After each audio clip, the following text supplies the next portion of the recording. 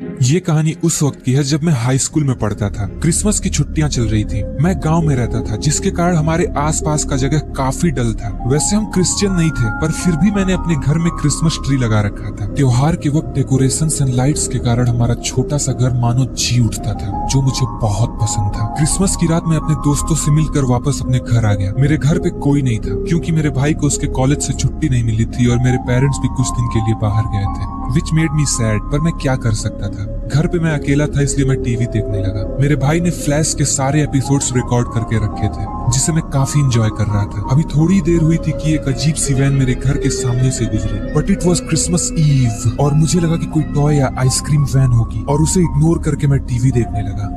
No more than 5 minutes और किसी ने मेरे दरवाजे पे नॉक किया। मैंने दरवाजा खोल के देखा तो ये क्या, a clown music box?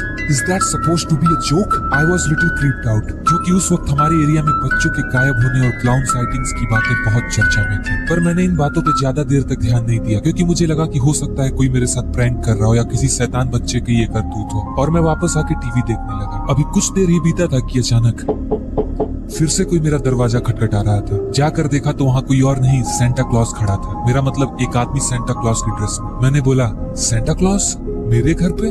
Merry Christmas Santa Claus.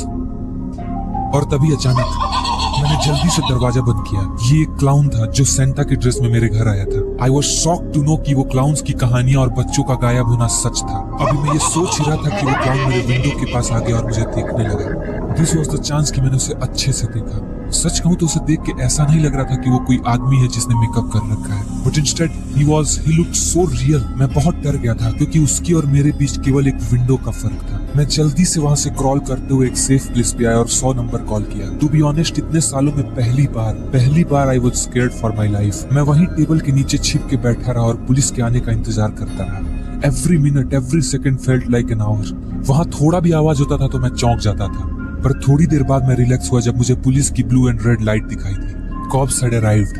उन्होंने मेरे घर और आसपास के जगहों की खोजबीन की, पर वहाँ कोई नहीं था।